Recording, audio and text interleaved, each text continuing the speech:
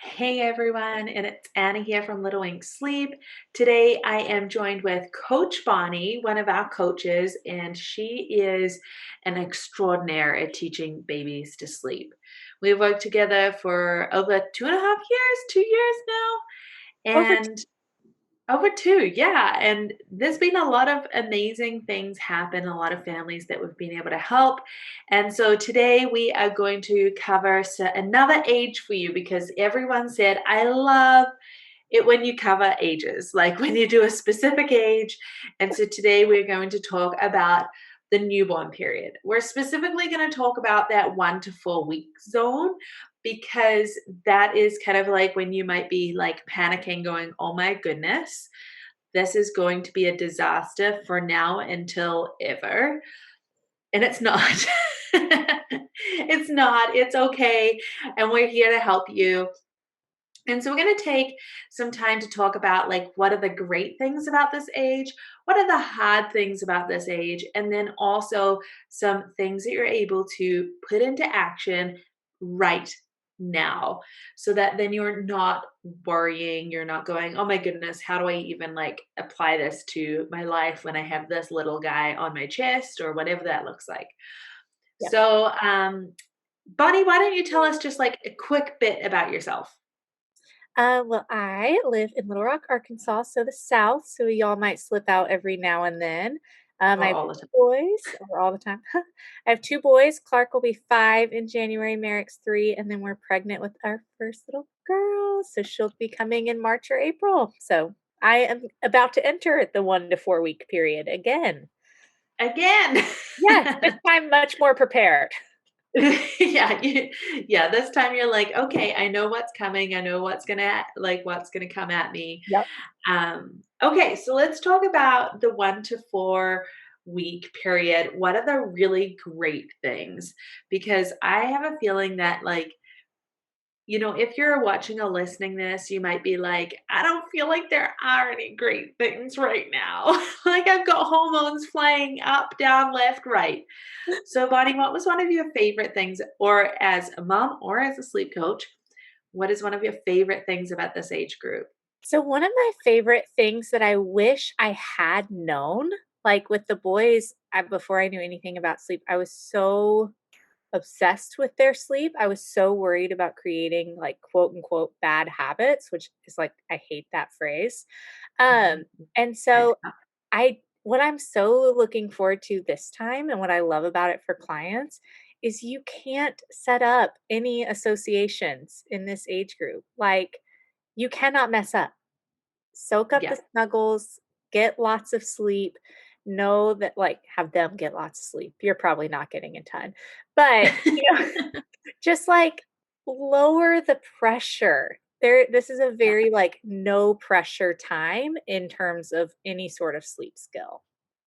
Yes, that's so true. Like at this point, really the only way you could screw up is if you're keeping your baby awake for like 3 to 6 hours, Yes. because then they're going to be overtired. Yep. However, one of the other really great things about newborns in this 1 to 4 week period is that they just go to sleep. Like they're pretty good. Like they'll have their fussy moments for sure. There's Sure. going to be hard moments. However, for the most part, they're very sleepy human beings. Mhm. Like I always call they it the potato phase. potato face, yeah. So it's like, you don't really need to watch awake times as much because like it doesn't matter what on earth you're doing, they'll just fall right back to sleep. Yeah. Like they can only be awake for like 40, 45 minutes and then they're like, bam, I don't care if you're trying to keep me awake. Mid diaper change. See ya. Good night. I'm asleep. Yeah, no, that really is one of the best things, and they sleep in such a deep sleep that you can have Mm. toddlers running around, your dog can be going crazy, the doorbell can ring, and they, like, have no awareness. They're out. This is really the time to kind of like get your bearings of like being at home because there is kind of that grace period of newborns where you're like, okay, I can kind of like have a bit of puzzle time with my other baby if you have like a toddler running around, Mhm. or like I can have a shower because newborns like they're okay to be put down a little bit, and it's also good to kind of like they've been curled up in a ball for like 9 months. Like, imagine having your shoulders curled over for 9 months, and then someone's like, "Hey, lay on something flat." Like, What? that's a very different, so they need to, like, practice that. However, they're so malleable at this age, like, that just soaking in so much. Yep, Now absolutely. and sorry, I'm jumping the gun, but just something that came to mind, another reason I love this age is they're so easy to regulate off a parent. Yes, skin to skin is like almost instant regulation. Yes, they're gonna follow your heartbeat, they're gonna follow your body temperature, they're gonna follow your voice and your breathing, like the whole deal. As long as you stay calm, then we're good. Mhm. Absolutely, absolutely. Figuring out ways before they're born that you really regulate yourself is probably one of Mhm. the best things you can do, like in preparation of having a baby in this age group. Because if you can stay regulated, your baby, unless there's, something medical happening, most likely Like can colic too. reflux, yeah. Yeah, exactly. Yeah. Okay. So what are some things that can be challenges in this age group, Bonnie? I think some big challenges in this age group are really a big lack of control because if there are feeding issues, if there is reflux, I mean, or even if they just like legitimately do need to be held all the time to get the sleep that they need, honestly, there's not like a super ton we can do about that at this age group. And so I think for me, who is kind of a type A, likes to control my environment person, the giving up the control and just saying this is a season and there are hard parts of it can be very Mhm. challenging. Yes. And I mean, that ties right into like their communication is challenging. Like Mhm. everything looks like everything else. Like until Yes. you learn your baby, like this is a learning season where you're getting to know your baby's communication, how they roll. Like Yeah. feeding cues can look like sleep cues, that can look like gas cues, that can look like overtired cues, which can look like I'm too hot cues or I've just pooped cues. Or maybe there's like, I remember with my first reading, they could have like a hair tied around their toe and be upset. And I was like Yes. looking for, why are you crying? I don't understand. I Yeah. mean, it is really tough to read them for sure. Something you can have control over is if they do have day night confusion. That can be very common at this age, but it is fixable pretty quickly too. Exactly. Yeah. Yeah. Yeah. Let's talk about that when we're talking solutions, because I think Okay. that that is like something that we can totally like dive into. Yep. What Perfect. is something else that is challenging about this age? Something else that is challenging. I mean, honestly, just having a new life that you're taking care of is challenging. Can And feel like you're like feeding, sleeping the whole time, on and off, on and off, on and off. yeah, it can be challenging to know how this new little person fits into your life, whether it's your first or your fifth. Like the whole family dynamic has changed. And so, finding where they fit, where you fit now as the mom of, mom or dad of this new little one. Expectations, hormones. Ooh, hormones. Hor- Breastfeeding or not, my friends, they yes. have to exit your body somehow after pregnancy, right? Yeah, hormones are real. So I think there's a lot of this age group that is easy and is like kind of the best phase of sleep, but there's also so many external factors Mhm. that make it seem like an incredibly difficult time of Yeah, parenthood. What do you think? yeah. Oh, I totally agree. Like, I just remember feeling like, "What?" I was, like, independent, could do whatever I wanted last week, and this week, I'm, like, stuck in my rocking chair, like, feeding every, like, half an hour for cluster feeding between 5 and 8 PM. This is not what my life looks like. I'm like a and, like, people are like, "Well, when can we get together?" Like, "I don't know.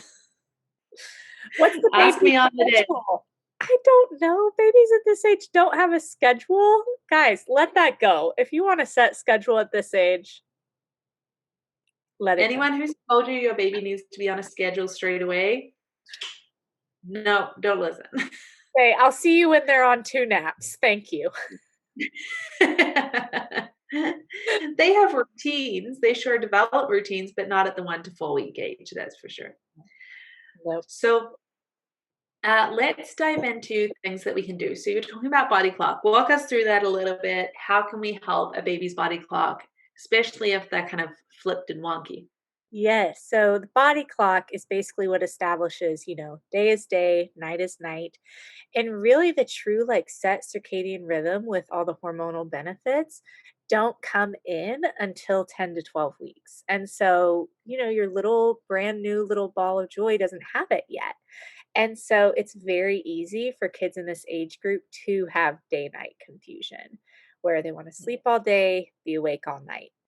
And so, different things you can do about it. A, kind of designate in your mind like 9 p.m. is nighttime, 9 a.m. is daytime, and have tons of natural light during the day.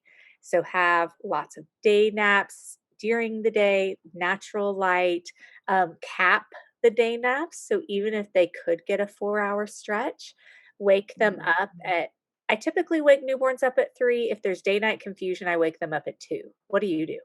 I agree. Okay. Yeah, that's Yep. exactly what I would do. Yep. So wait, cap their nap shorter and then at night have it be very calm, no blue light from screens. Mhm. Very calm, dark, dark, dark. And then if they're awake, you can't force them to sleep, but just make sure it's very calm, settled wake time and then going back to sleep as much as you can. I find And it I think switches pretty quickly back at this age. oh, yeah. Yeah, pretty quickly, and I think part of the hard thing is, like, at night when you feel like you're trying to push them to go back to sleep, Yeah, whereas it would be, like, less stress on both of you just to keep a dim lamp on, yeah, just to have some cuddles, to have a feed, change the like, do all of those things, yeah, but just kinda, like, take the pressure off that, like, "It's nighttime, you need to go back to sleep straight away." Just, yes. like, mentally prepping yourself that it's gonna be a longer wake up and we're gonna be a bit more patient. Yep, and even at this age, longer wake ups are still 40 minutes. So it's not you're not going to be up hours and hours. Yes. Yeah, yeah. One other thing I would say is really helpful at this age is, like, just to try different things. Be Yeah, consistent, but just try different things. So if your baby is crying, like, you might be, like, resigned to the fact that they're tired or they're hungry, but maybe they're actually instead of they're hungry, they're actually tired. Let's yeah, try that and not give up after, like, 2 minutes. yes, And so then over the couple of weeks, you're actually able to see what sleep cue equals what or what cue equals what need, yes. right? Love So that. don't kind of like be consigned to the fact that it's like, oh, well, like he's got gas, he's got gas, he's got gas. Yeah, Like, well, maybe he's hungry. Maybe that's he right. pooped. Maybe he's too hot. Like Yeah, we have like the seven thoughts that we yeah, talk to our clients about, like hungry, tired, overtired, overstimulated, too hot or too cold. Poop, understimulated. yeah, understimulated. Well, that's seven already. And I think we also had oh, gas in there, of course. Yep. Over Always and always understimulated is a one. yeah. And then going along with trying different things, this is also a really great time to establish and communicate to your baby that sleep helps tired, regardless of how you find sleep. So maybe sometimes they fall asleep being held, maybe it's feeding, maybe it's rocking, maybe it's carrier, car, stroller, whatever it is. If we mix up how they go to sleep, they learn that even though they're being helped to sleep, which is totally normal at this age. Don't let anyone tell you differently. Even though they're being helped to sleep, they're able to realize sleep is what helps, not eating or not snuggling or not any of the things you're using. Yeah, it's kind of like, you have to teach them that body recognition of like, what does it feel like when I'm hungry? What does it feel like when I'm tired? What does Mhm, it feel like when I'm sleepy? Or what does it feel like when like that experiencing all of these feelings for the first time. And mhm. so, like, when we're like, oh no, he gets like that, that's a learning experience too, right? Totally, Yeah. totally, and it just Awesome. set things up easier for the future too. Oh, totally. Like we work all through this through like nurturing newborn sleep, the course, because it's like step by step, we're able to kind of like focus on one thing at a time and it's not overwhelming. We don't want sleep to be anxiety inducing or overwhelming in that newborn stage, right? Like you want to enjoy this stage. Every stage of parenthood is different and enjoyable. That's for sure. Yep, absolutely. I do love that in nurturing newborns, we have weekly goals. And so I'd encourage you if you're in there or if you're, thinking about it, if you have a 2 week old, just watch 0, 1, and 2. Don't worry about the Mhm. other ones yet. You're not there yet. If you take it all in, you'll get overwhelmed. Just stay where you are. Know where you are is okay and it's normal. And then next week you'll hit next week and the next and the Yeah, next. exactly. Yeah. Exactly. Well, thank you guys so much for joining us. Thank you, Bonnie, for diving into that newborn life with us. Just, prepping you for what's coming with baby girl, right? Yes, just preparing. Oh, goodness. Yes. I'm like, "Ooh, 3. Are we ready to be outnumbered?" I'm not Oh, sure. yeah. Yeah, you're ready. You got this. Thank you so much, and make sure you tune into our next episode. We are gonna make sure we continue doing these age groups for you guys because we have heard that you love it and find it really helpful, and we wanna make sure that we're giving you, like, legit helpful information in parenthood that's actually gonna work. So, I hope you have an awesome day and sweet dreams. Have people in your life been telling you, you'll never sleep again? Are you starting to stress about how life is going to change with a baby or adding an additional baby? I've been there. And Mama, it's time to cheers your new best friend, Little Wink Sleep. Our Nurturing Newborns program gently and gradually lays the foundation for sleep in a way that you're able to manage and understand. We use a science based approach that fosters healthy attachment. You'll be able to let go of the stress of newborn sleep and enjoy this stage, knowing your baby is set up with the right skills. Nurturing Newborn Sleep includes all our insider coaching strategies, taking you step by step, troubleshooting along the way, as well as